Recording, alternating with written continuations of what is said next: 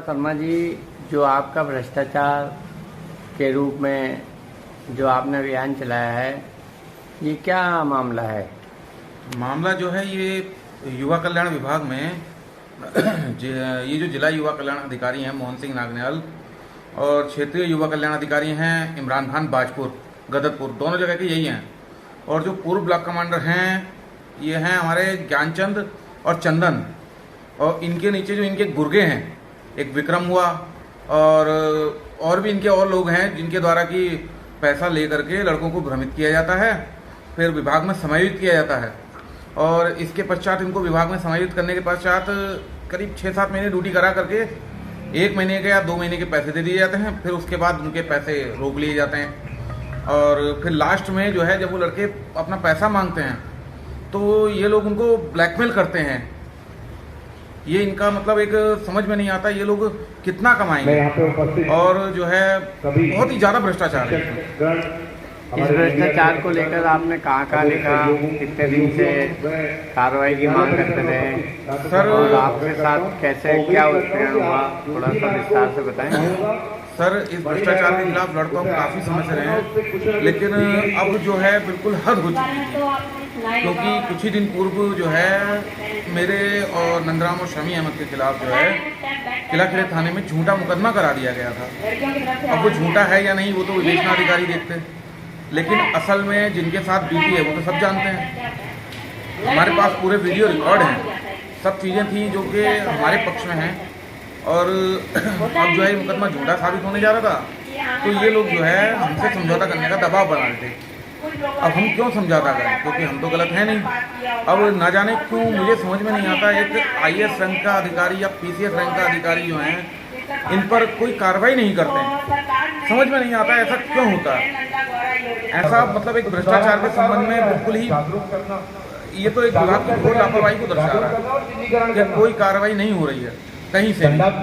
अब इसी कार्रवाई के चक्कर में दरअसल 2019 में मेरे भाई के द्वारा भी आत्महत्या कर ली गई है। अब इसमें बताइए अब मैं क्या कह सकता हूँ कि एक विभाग या सरकार या ये जो है ये सब एक आंख मूंद करके बैठे हैं, ये सब कुछ जानते हैं फिर भी सब चुपचाप हैं। अभी आपने एक जिलाधिकारी को पत्र दिया है जिसमें आपने लिखा है कि आत्महत्या करने को मैं मजबूर हूँ। जी। ऐसा आप क्यों कर रहे हैं? लड़ाई नहीं लड़ रहे हैं और आत्महत्या कर रहे हैं, तो क्या इससे आपको न्याय मिल पाएगा? सर, ये जो है मैंने ये पत्र दिया है, मैंने 1 तारीख को दिया था इच्छा मृत्यु न्याय के संबंध में जिलाधिकारी को।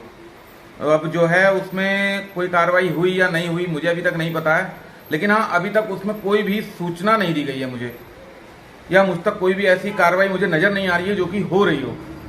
अब इसमें 2 तारीख को जो है मैंने इनके भ्रष्टाचार के खिलाफ उप जिलाधिकारी साहब को भी दिया था।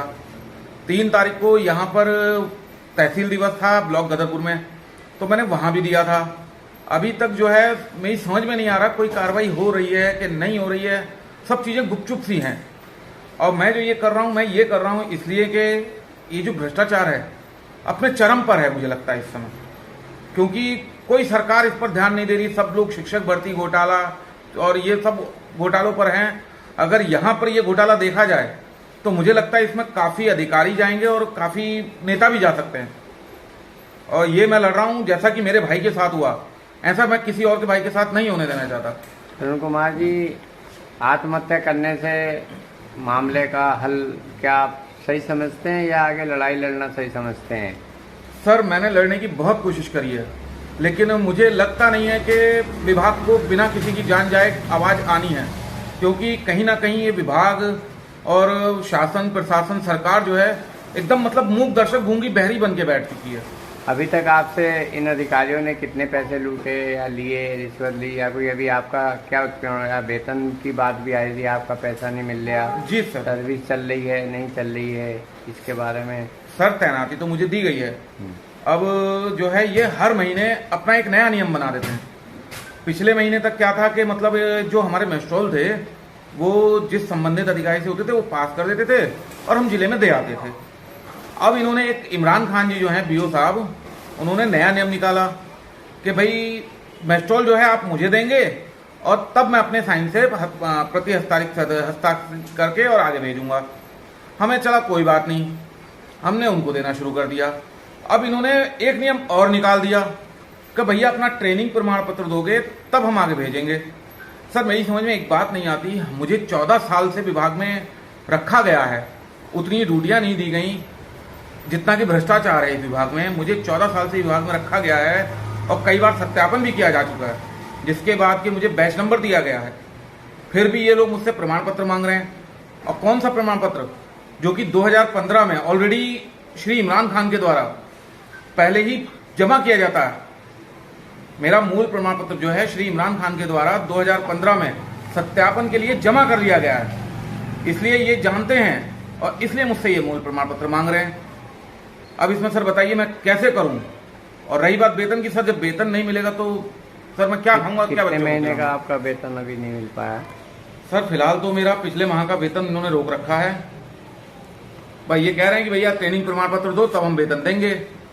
अब ये हमसे छोटी से छोटी चीज लिखित में लेते हैं, तो मैंने भी इनसे कहा कि ठीक है आप एक काम करिए, आप सत्यापन का आदेश दीजिए, मैं आपको मार्कशीट वगैरह सब दूंगा, लेकिन ट्रेनिंग प्रमाण पत्र कहाँ से दूं? वो तो ऑलरेडी श्री इमरान खान के पास मेरे पास पहले ही जमा है। 2015 में इन्होंने सत्यापन के नाम पे मुझसे लिया था और आज तक वापस नहीं दिया। अब और मेरा ही नहीं, शमी अहमद का भी लिया गया था। तरुण कुमार जी, अब आप इस लड़ाई को कैसे लड़ेंगे? एंड आपने जो पत्र दिया है अब आपका क्या निर्णय रहेगा?